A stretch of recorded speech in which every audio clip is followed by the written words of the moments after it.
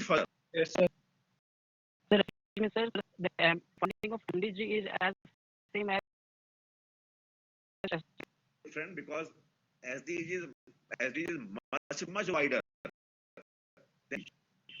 Now MDG is over now. MDG is over now.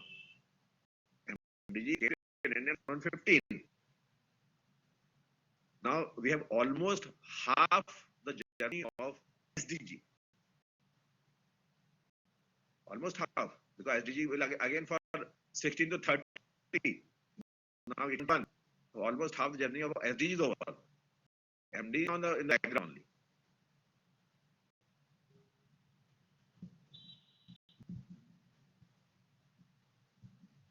Actually, that is sustainable development is not a part of our syllabus in much detail. Have we discussed earlier also in some juncture?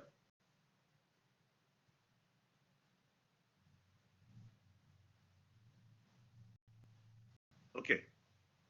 Now, 12 points are clear. Yes, sir. Yes, sir. Okay.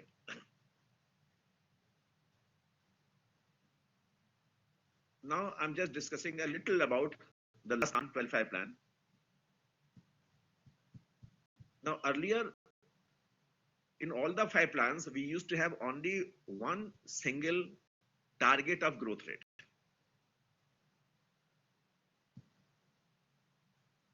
I have written, for the first time, the Planning Commission came out with 3 different economic scenarios for 12-5 plan. That is aspiration scenario, action and policy logjam scenario. ये पहली बार हुआ कि योजना आयोग ने 3 अलग-अलग growth के परिदृश्यों की चर्चा की थी. एक एस्पिरेशनल, जिसको हम एस्पायर करते हैं, जिसके हम इच्छा करते हैं, ऐच्छिक जिसमें उन्होंने कहा था strong inclusive growth of 8% per annum.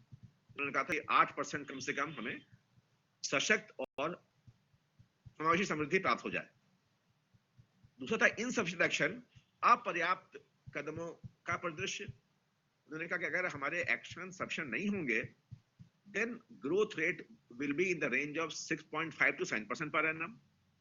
और फिर क्या, अगर पॉलिसी लोकजाम, अगर पॉलिसी में बाधाएं पड़ती रहेंगी, पॉलिसी को आगे बढ़ाने नहीं दिया जाएगा, then the growth rate will range down from 5%. ये पहली बार हुआ इस प्रकार के 3 ग्रोथ प्रोजेक्शंस हुए. Although the aspirational growth rate projection was 8% कि हम उसको लेके चल रहे हैं, लेकिन 2 संभावनाएं उन्होंने और देखी थी. Tell me if you have any issue on this part.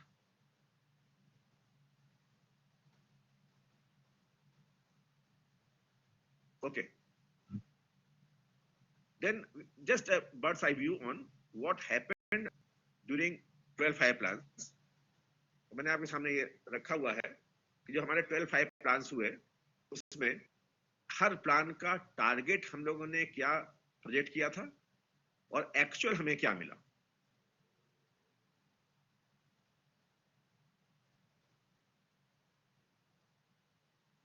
You can compare actual and target also.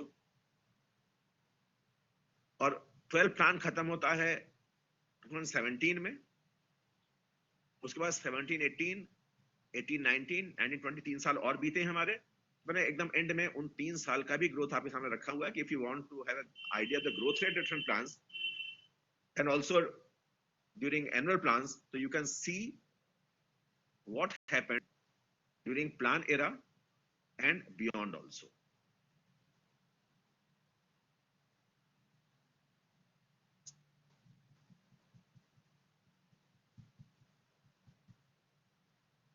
आपके सामने चार्ट है, उसमें देखिएगा एनुअल प्लान 1780 जिसमें -4.9% ग्रोथ रेट था. आपको याद होगा 1780 में क्या हुआ था. सरकारें बदली, प्लान काटा गया, फिर उसी समय कंसेप्ट था rolling plan 78 to 80. Desai, Indira Gandhi, आपको सब मैंने चर्चा की थी. And that time the growth rate declined to -4.9% during one annual plan 1780. And in 11th plan, we have achieved the highest ever growth rate of 8%. And that was also target of 12th plan.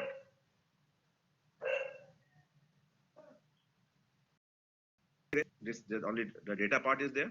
Now coming to some other parts. This is what happened during 12th plan, last plan. For each year there are targets and each year actuals, and the target was 8%, but actual achievement was 7%. The last plan. Then we have some types of planning also.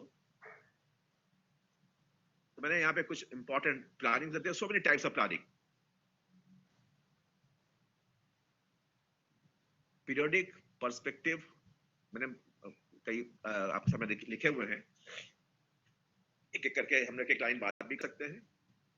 तो पहला है periodic plan या सावधि नियोजन, सावधि अवधि सहित. Periodic plan means when we have a specific defined time period for the plan. जैसे हम लोगों का आपने देखा भी अभी अगले हिस्सों में भी कि हम लोग का 5 साल का प्लान है और उस प्लान में टाइम पीरियड भी डिफाइंड है, कब हम शुरू करेंगे और कब हम एंड करेंगे. तो when there is specific time period of the plans defined, we call it periodic plan. जिस 5 साल में हम लोग अपने उद्देश्य रखते हैं, आउटलेट तय करते हैं, these all are the part of periodic plan. I'm just giving you one sentence. तो हम लोग का जो periodic plan होता था, उसका बेसिक स्ट्रक्चर था मीडियम टर्म प्लान. मैंने पहले भी बात की थी. When a plan is for 1 year, it is called short term plan. जब 4, 5, 6 साल का होता है medium term plan, and 10 years or beyond होता है लॉन्ग टर्म प्लान. तो basic structure Indian plan was periodic, medium term. Medium term periodic means 5 साल की योजना थी. Within that 5-year medium term plan, we used to have periodic plans of 1 year, 5 components of periodic 1 year. Second point is perspective plan. इसका हिंदी में है परिदृश्यात्मक नियोजन या दृष्ट नियोजन. दृष्ट, इसका सिंपल मीनिंग है, हम लोग एक लाइन में अगर कहें कि पर्सपेक्टिव प्लान क्या है, तो हम कह सकते हैं a perspective plan is the projection of a short term planning in terms of long term objectives.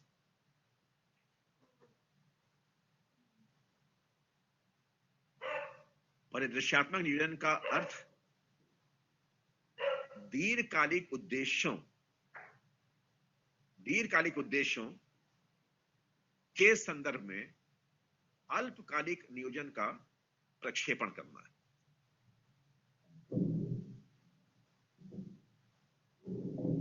It includes long-term objectives which are set in advance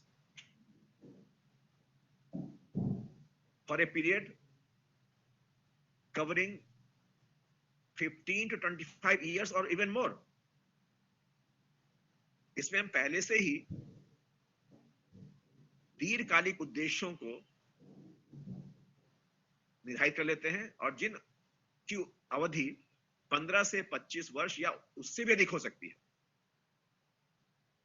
ऐसा क्यों करते हैं? क्योंकि जो हमारे बहुत इंपॉर्टेंट ऑब्जेक्टिव्स हैं उन्हें हमें 5 साल में प्राप्त करना संभव नहीं होता. Therefore, we have the strategy of the long-term objectives as perspective planning. और उन लॉन्ग टर्म ऑब्जेक्टिव हम लोग सेग्रीगेट करते हैं कि इस 5 साल में क्या करेंगे, अगले 5 साल में क्या करेंगे, और इस 5 साल में इस साल क्या करेंगे, अगले साल क्या करेंगे. तो हम जब लॉन्ग टर्म ऑब्जेक्टिव्स के रेफरेंस में शॉर्ट टर्म प्लानिंग करते हैं, that's called perspective plan. Why do we do this? Because perspective planning safeguards the future interests of the economy. परिदृश्यात्मक नियोजन अर्थव्यवस्था के भावी हितों को सुरक्षित करता है. अब सोचिए, अगर हम ये कहते हैं सेल्फ सफिशिएंसी, अगर हम कहते हैं पॉवर्टी इरेडिकेशन, अगर हम कहते हैं एनर्जी रेडी इकोनॉमी। तो क्या ये सारे उद्देश्य हम 1 साल, 2 साल या 5 साल में पूरा कर सकते हैं? Can we think about energy security in 5 years? Yes, sir. No, sir. Can we eradicate poverty in 5 years? Yes, sir. No, sir. नहीं कर सकते। Therefore, we decide our planning for to hit these objectives in a long term. सब तक का ठीक है, अगले 20 साल में पूरा हो पाएगा। उसमें से हम इतना हिस्सा इस पंचवर्षीय योजना में, इतना अगले हिस्से में, अगले हिस्से में, और उस 5 साल में भी इतना इस साल, इतना इस साल, इतना इस साल। तो इस तरह जो शॉर्ट टर्म प्लानिंग हम आज अगर हम 1 साल की कोई प्लानिंग की बात कर रहे हैं, एक्चुअली इस पर्सपेक्टिव इज लॉन्ग टर्म। जैसे आप कहते हैं the objective of population stabilization, जनसंख्या स्थिरीकरण, you can not have this objective fulfilled within couple of years. आप कहेंगे हमें अगले 40 इयर्स में स्टेबल कर पाएंगे, हाउसिंग फॉर ऑल अगले 20 साल में कर पाएंगे। सर वो ट्रांजिशन का टाइम होता है। हाँ सर वो ट्रांजिशन का अपना टाइम मूल्य होता है। वही तो हम बात कर रहे हैं। मैंने एक सेंटेंस कहा, बस वो सेंटेंस काफी होगा। मैंने कहा अ perspective plan is the projection of a short term planning in terms of long term objectives. कुछ उद्देश्य आपके अल्पकाल में पूरे हो जाते हैं, उसके लिए आप लॉन्ग टर्म नहीं बनाते हैं। सपोज हम कहें इन्फ्लेशन कंट्रोल, कीमत नियंत्रण, तो आप इसके लिए 10 साल वेट करेंगे क्या? It is short term planning. कुछ प्रोजेक्ट्स हैं जो आपके 2-3 साल में पूरे हो जाएंगे। आपने कहा ठीक है, ये पावर प्रोजेक्ट बनाना है हमें, थर्मल पावर, ये 3 साल पूरा हो जाएगा, अपने short medium term planning. But our most important goals are long term, and for those long term goals we take our steps annually and 5-yearly also, that is called perspective। यानी परिदृश्य व्यापक है, और उस व्यापक परिदृश्य के लिए हमारे जो कदम हैं वो अल्पकालिक और मध्यकालिक से होकर गुजर रहे हैं। Tell me, is it clear now what is perspective planning? Sir एक बार और रिपीट कर दीजिए, वो उसकी डेफिनेशन क्या हुई? Short perspective is the projection. नहीं, पहले मीनिंग समझने की मीनिंग क्या है इसका। तो मैंने आपसे कहा कि पर्सपेक्टिव प्लानिंग का मीनिंग क्या है। तो मैंने सिंपल कहा कि perspective planning means projection of short term planning in terms of long term objectives. दीर्घकालिक उद्देश्यों के संदर्भ में अल्पकालिक नियोजन का प्रक्षेपण, परिदृश्यात्मक नियोजन या दृष्टि नियोजन का। दृष्टि, आपकी दृष्टि दूरगामी है, और उसके लिए आप अल्पकालिक कदम उठा रहे हैं। सर इतना टाइप्स ऑफ प्लान याद नहीं हो पाएगा। मैंने ये कहा आप याद रखिए, मैंने ये कहानी याद रखिए।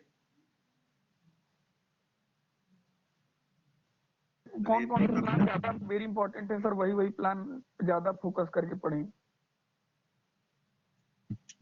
अब देखिए, हम ये इतनी बात है कौन सा इंपॉर्टेंट होगा, किस एग्जाम के लिए इंपॉर्टेंट होगा, मैं इसलिए मैंने कहा कि मैं ब्रीफली एक 2 सेंटेंस में मीनिंग बता देता कि आप कभी शब्द आपके आंख से गुजरे तो आपको जान लेना कि इसका ये अर्थ है। हमने नहीं कहा कि आप ये टाइप से प्लानिंग पूछा, कितने टाइम प्लानिंग बताया, डिफाइन किया, सवाल कभी आता नहीं है। लेकिन हाँ, जैसे मैंने बताया कि जो अभी पूछा या चर्चा की, देखिए जो नेक्स्ट लिखा है इंडिकेटिव, इस शब्द का प्रयोग मैंने पहले भी किया था, आपको याद होगा। जब 8-5 प्लान की मैं नरसिम्हा राव की बात कर रहा था, तब उन्होंने कहा था कि now the structure planning will be indicative, यानी planning which will operate through market forces and not replace the market forces. तो ये जो कुछ शब्द नए आ जाते हैं, इन पर सवाल आता है। जैसे कि इंडिकेटिव प्लान आईएएस मेंस में पूछा गया था कि define the indicative plan in 30 words या 20 वर्ड्स।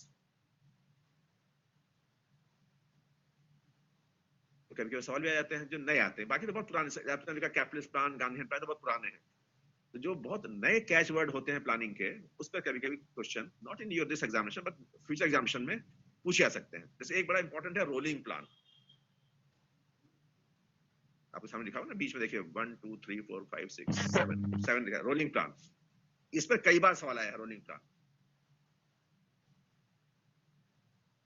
और जिसका हिंदी रोलिंग का है, निरंतर नियोजन, अनवरत नियोजन, व्यावर्ती नियोजन या चल नियोजन, कई तरह से सवाल है इसके।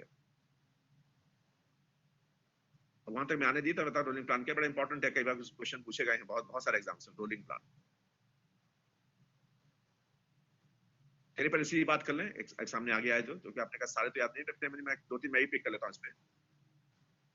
देखिए जो एक कंसेप्ट है रोलिंग प्लान, एक बहुत इंपॉर्टेंट अर्थशास्त्री हुए गुनार मिर्डल, जिनको आपने पढ़ा भी है, गुनार मिर्डल। मिडल का दुष्यंत पढ़ा कि नहीं आपने?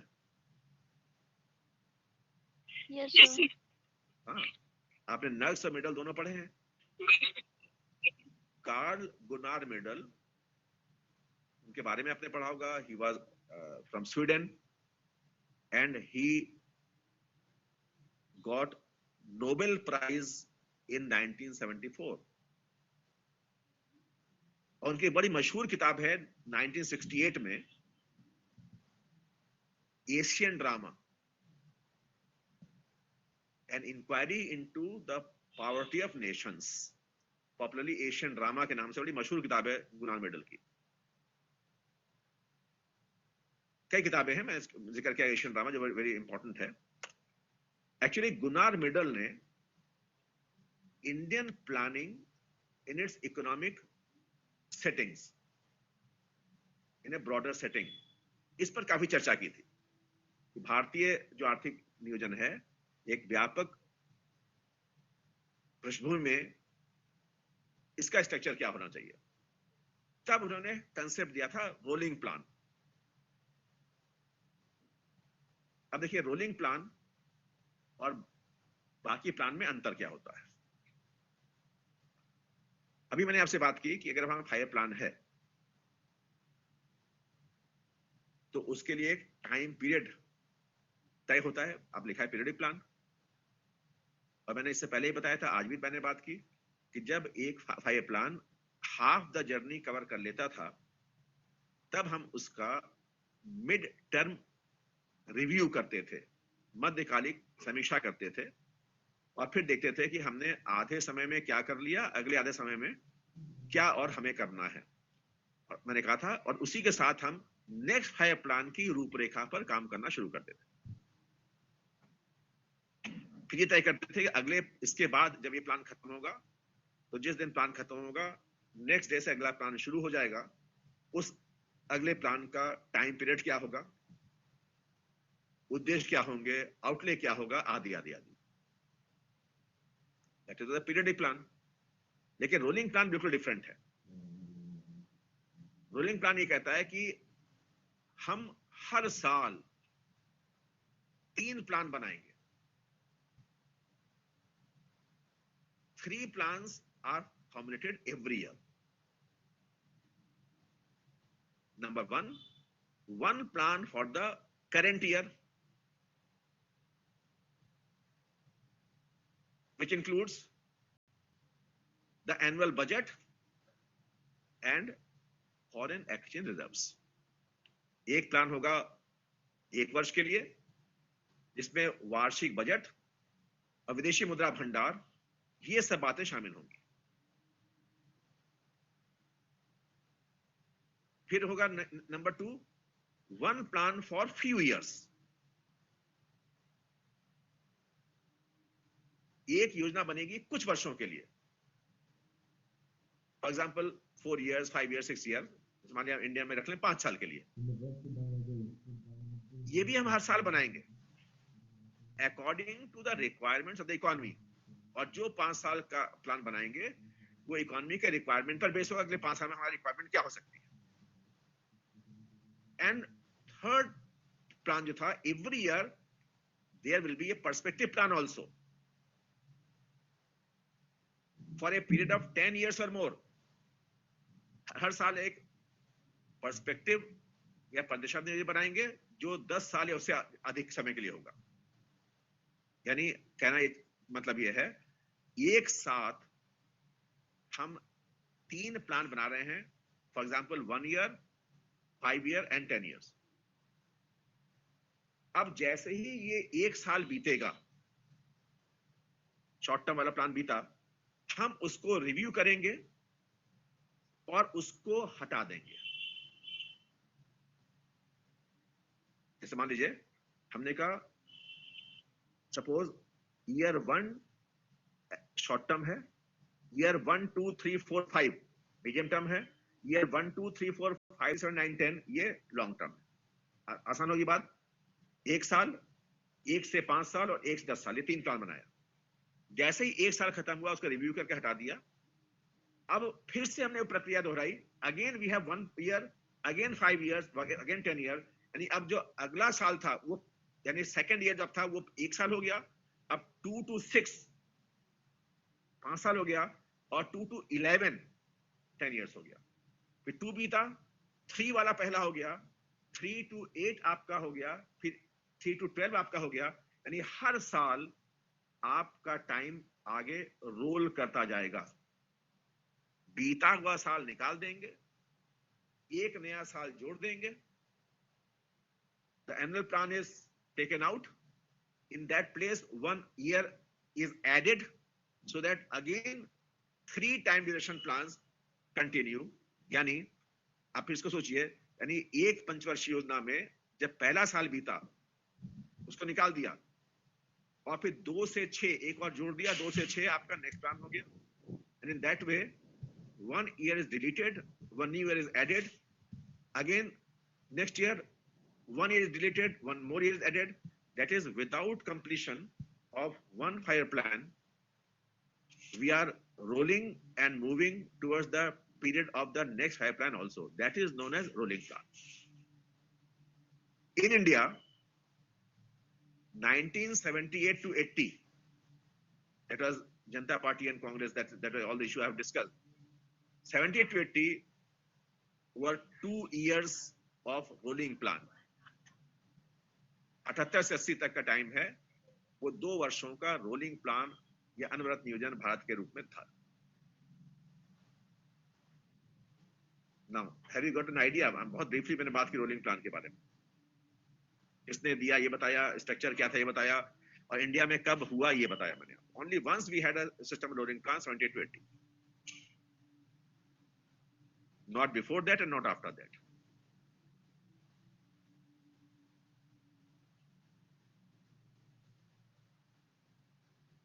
सर आपकी वॉइस ब्रेक हो जाती है बीच बीच में। ये सबके लिए प्रॉब्लम है या आपके साथ ये हो रहा है? बाकी लोग बताएं। नो सर, नहीं सर, सही है। Yes sir. तो जिनके लिए ब्रेक हो रहा है उनके नेटवर्क में कुछ प्रॉब्लम हो सकती है। बताइए, जो मैंने बात की वो आइडिया क्लियर हुआ रोलिंग प्लान का? Yes sir. जी सर। Yes sir. और क्या बताइए, इसमें और कोई पूछना हो? हाँ, आपकी आवाज प्लान के बारे में बता दीजिए। कौन सा? मैं बिल्कुल सुन नहीं पा रहा हूँ क्या? Indicative plan.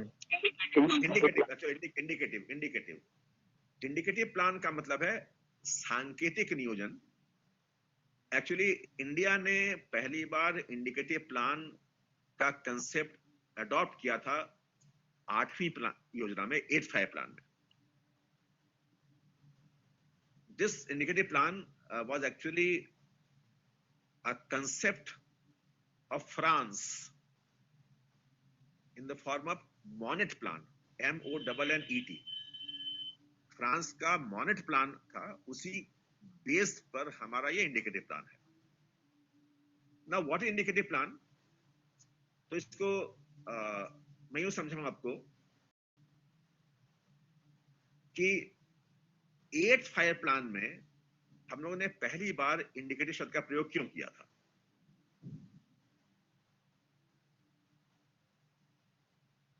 तो उसके पीछे बहुत सारे बैकग्राउंड आपको थोड़ा समझना पड़ेगा। मैं ब्रीफली आपको चर्चा कर रहा हूं। 8th प्लान मींस 1992 से शुरू हो रहा है।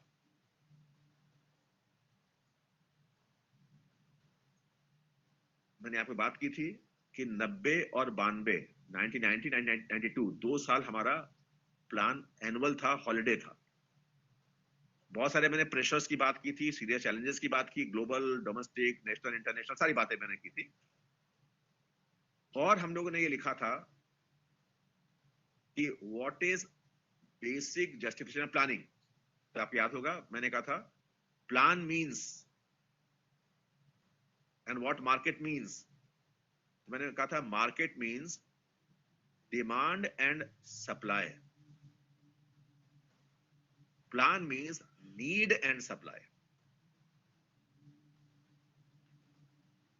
Market mean demand supply and demand means purchasing power. तो अगर आपके पास क्रय शक्ति नहीं है तो आप मांग नहीं कर सकते। मैंने पूरा नरसिम्हा राव कोटेशन में लिखा था, आपको याद होगा। But plan means need and supply, कि आपकी आवश्यकता है उसके लिए आप पूर्ति करें। तो अब सवाल यह है कि जो अर्लियर प्लान्स होते हैं, प्लान का उद्देश्य, जैसे कि हमने यूएसएसआर से लिया था, तो प्लान का उद्देश्य होता है मार्केट को न्यूनतम करना, रिप्लेस करना और प्लान को प्रमोट करना। जहां मार्केट का रोल नेग्लिजिबल होता है और प्लान का रोल डोमिनेटिंग होता है। Because socialist type of planning की बात हम लोग कर रहे हैं। इसका उल्टा कैपिटलिस्ट प्लानिंग में होता है कि जहां पर market is dominating and government sector या plan sector, control sector is negligible. तो वहां पर कैपिटलिस्ट प्लान में purpose the government is to promote the market और to remove the obstacles coming into the path of market. लेकिन जब हम लोगों ने अपना 8th प्लान लॉन्च किया तो मैंने आपको बताया था हम लोगों ने स्ट्रक्चरल रिफॉर्म्स किए, इकोनॉमिक रिफॉर्म्स किए, पूरा स्ट्रक्चरल इकोनॉमी हम लोगों ने चेंज किया, उधर कदम बढ़ाने लगे। और उसका सबसे बड़ा कदम था 1991 की न्यू इंडस्ट्रियल पॉलिसी, जिसमें उन्होंने डी लाइसेंसिंग, लाइसेंस मुक्त, down sizing of public sector, सार्वजनिक क्षेत्र के आकार को छोटा करना, रिमूविंग ब्यूरोक्रेटिक बर्ड हर्डल्स, नौकरशाही के दबावों को कम करना, बाधाओं कम करना।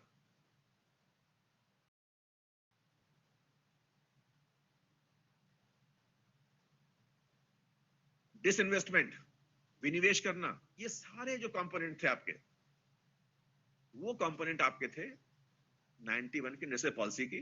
और उसके ठीक बाद 92 में आपका 8th प्लान आता है।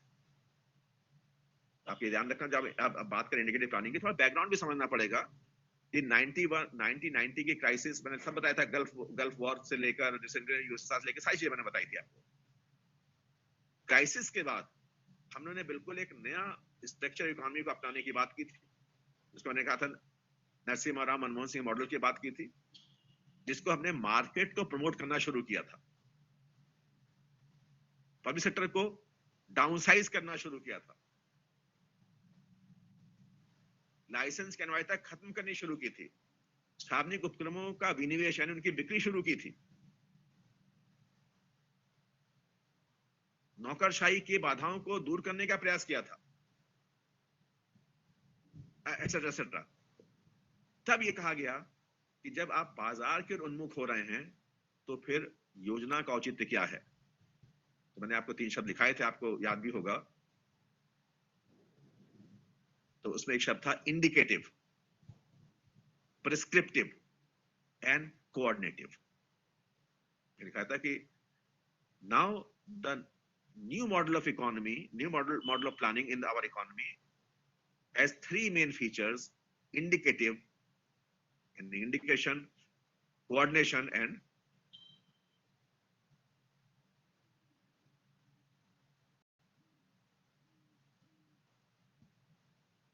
देखिए लिखे ना आप सारे प्लान ऑफ मार्केट में, देखिए ये सब था indication, coordination and prescription.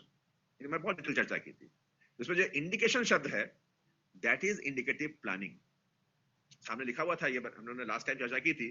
There is no legal compulsion in public and private sectors to attain targets but the planning works through the market or price mechanism. जो last sentence है आपका last half है, planning works through the market or price mechanism, that is basically known as indicative planning.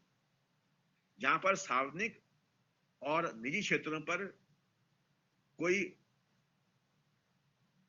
बाधाएं ना हो, कोई वैधानिक,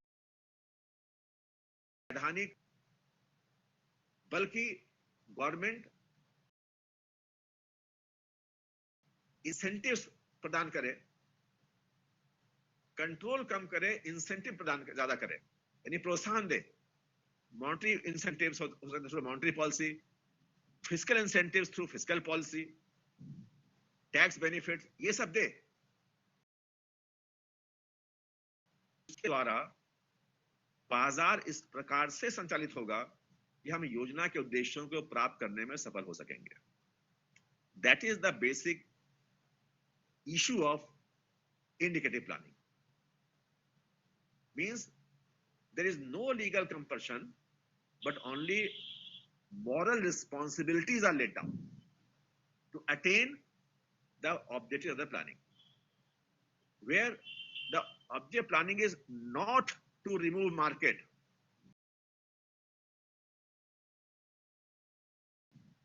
to implement the plan through market forces, through market mechanism. यानी बाजार को विस्थापित करके नहीं, बल्कि बाजार को प्रभावित करके, बाजार के माध्यम से योजना के उद्देश्यों को प्राप्त करना। प्रभावित कैसे कैसे करें, हम इंडिकेट कर रहे हैं। वैसे आपने कहा कि अगर आप इस क्षेत्र में, फॉर एग्जाम्पल, अगर हम ये कहते हैं कि अगर electric motor vehicles, electric two wheelers, electric four wheelers आप खरीदते हैं, तो गवर्नमेंट कहते हैं उस पर हम आपको टैक्स की छूट देते हैं।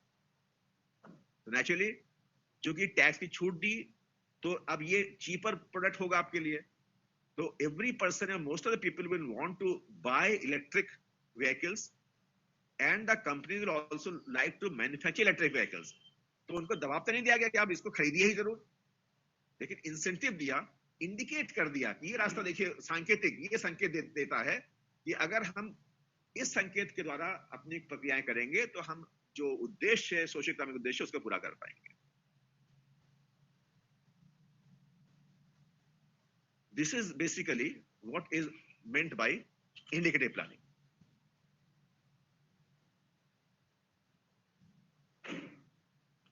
तो बात को समझ में आपने, इंडिकेटिव प्लानिंग क्या है, सांकेतिक नियोजन। Yes, sir.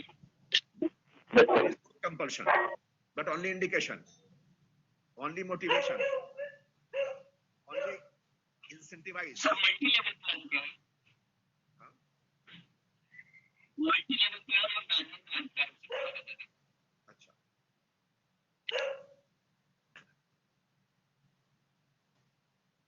टारगेट प्लान का मतलब होता है कि जब आप अपने प्लान में डिफरेंट सेगमेंट्स के लिए टारगेट फिक्स कर लेते हैं कि हमें ये लक्ष्य प्राप्त करना है।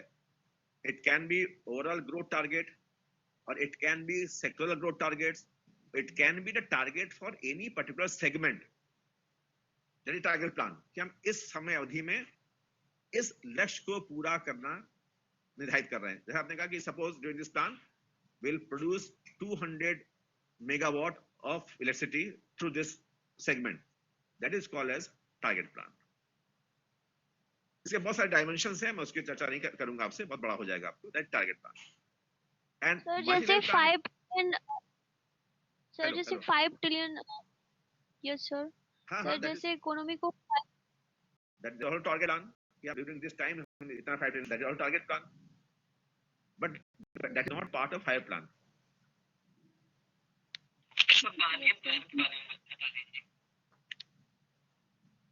जब आपने 5 ट्रिलियन इकोनॉमी की बात की, दरअसल बड़ा इंटरेस्टिंग है कि 12 प्लान जो 2017 में खत्म हुआ, वो हमारा आखिरी प्लान था।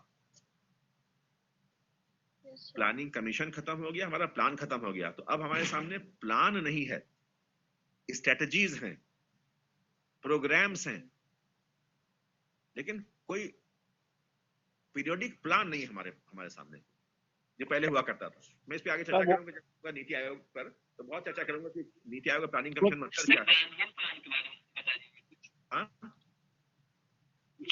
सर गांधीयन प्लान क्या है? Sir what is people's plan? People plan तो हमने पहले किताब की चर्चा की थी, एम एन रॉय की पीपल्स प्लान चर्चा की थी।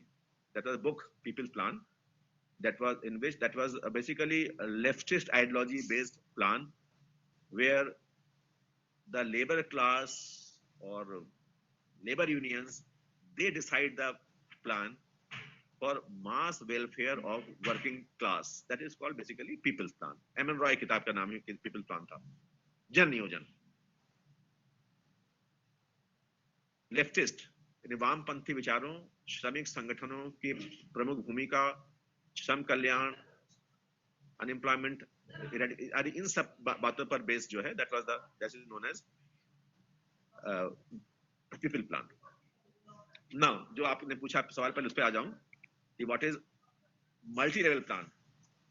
ये सवाल क्या पूछा गया है, सवाल ये जो पूछा गया है उस सवाल का मैं आपको पहले सवाल पूछता हूं, फिर आप जवाब बताइएगा। ये पूछा गया कि मल्टी लेवल प्लान किस स्तर के प्लानिंग से संबंधित है, to which level of planning the multi level plan is related to. जैसे मान ली मैं कहूं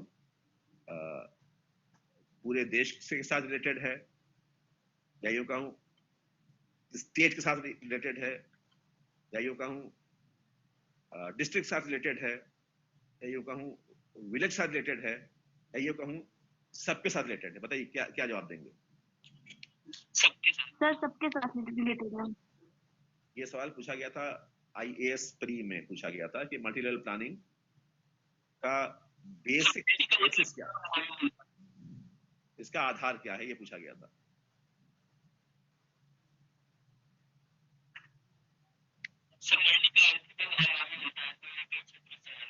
आपकी तो आवाज बिल्कुल मैं सुन नहीं पा रहा हूं। मैंने जो एक आध आवाज सुनी उसमें लिखा था सबके साथ, ये तो मैंने सुना था, लेकिन बाकी की आवाज मैं सुन नहीं पा रहा हूं, क्या बोल रहे हैं आप?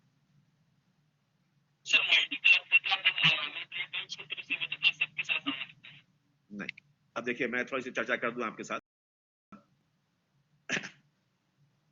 एक्चुअली प्लानिंग कमीशन ने 1984 में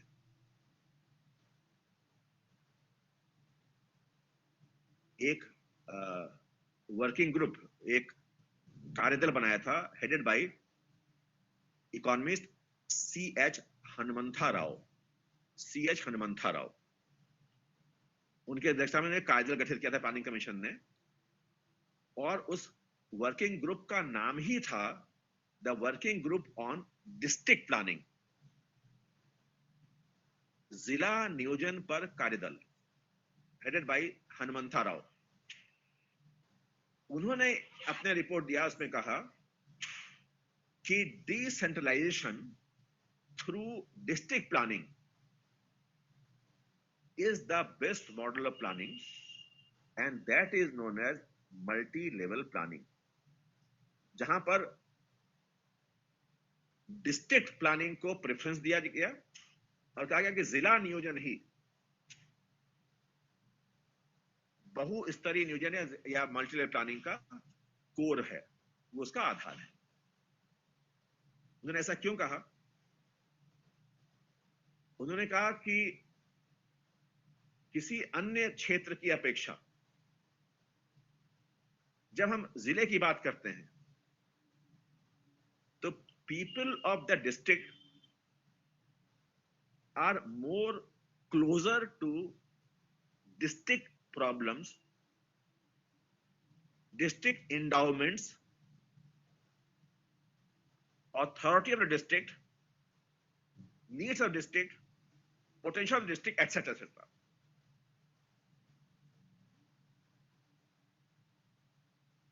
तो उन्होंने कहा कि अगर डिसेंट्रलाइजेशन करना है तो उसके लिए हमें डिस्ट्रिक्ट लेवल को आधार बनाना चाहिए।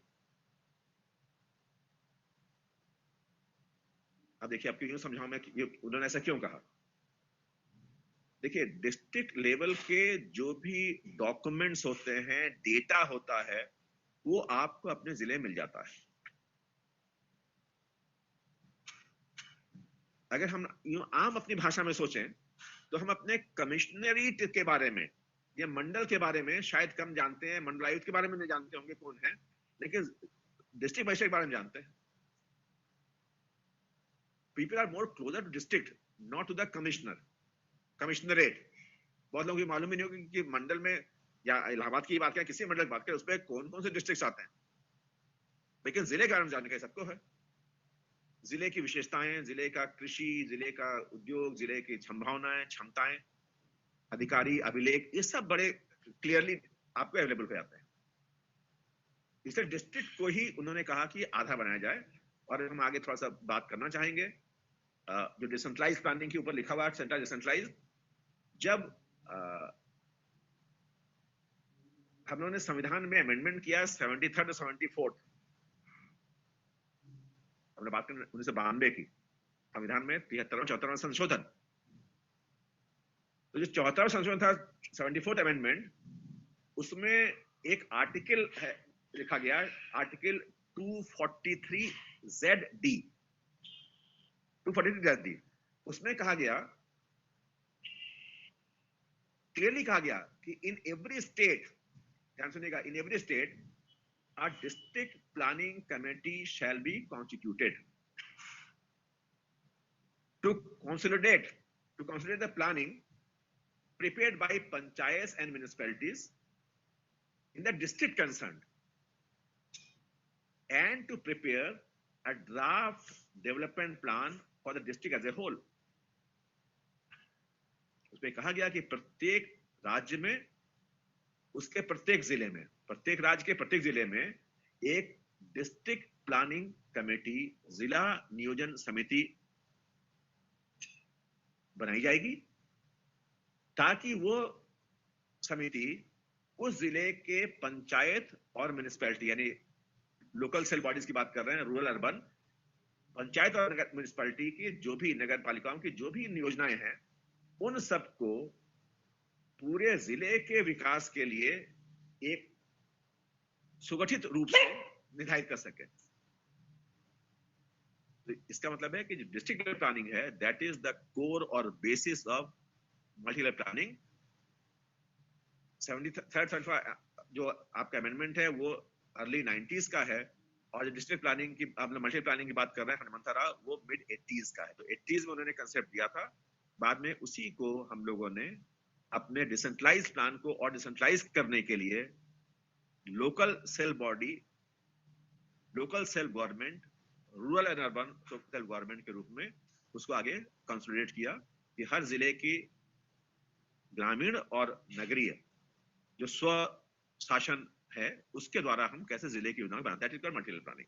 इस सवाल बड़ा इंटरेस्टिंग था, उन्होंने पूछा था कि इसका कोर क्या है। तो कोर है आपका जिला, न कि कोई और क्षेत्र।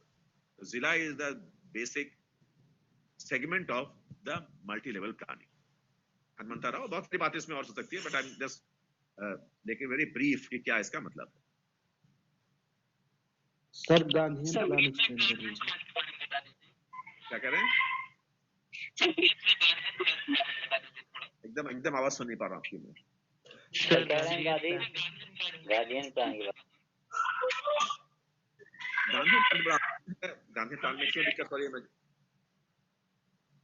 जहां पर उन्होंने विलेज की बात की थी, स्वावलंबी विलेज की बात की थी, लघु उद्योग कुटीर उद्योग की बात की थी, मशीनीकरण का विरोध किया था, सेल्फ सफिशिएंसी ऑफ विलेज की बात, that is the basic ideas of Gandhi plan, Gandhi का नियोजन है बहुत बड़ा। तो I am just giving you some idea.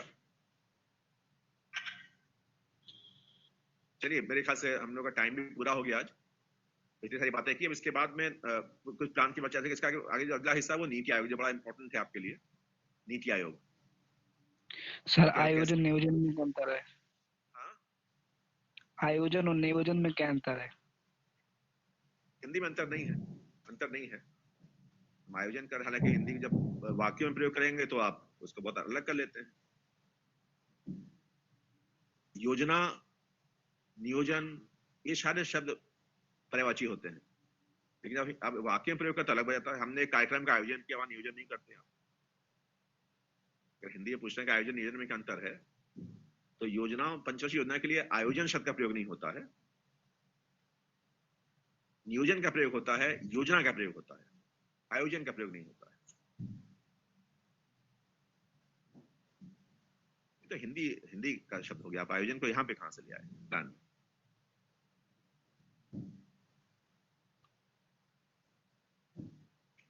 Okay, I think it is sufficient. So next time I will discuss something about NITI Aayog. NITI Aayog कैसे बना, क्या हुआ, what different NITI Aayog and objectives क्या है, ये थोड़ा डिटेल करेंगे हम लोग। And then I will like to discuss briefly जो आपका भी शब्द आ रहा है बार-बार, inclusive growth। Okay.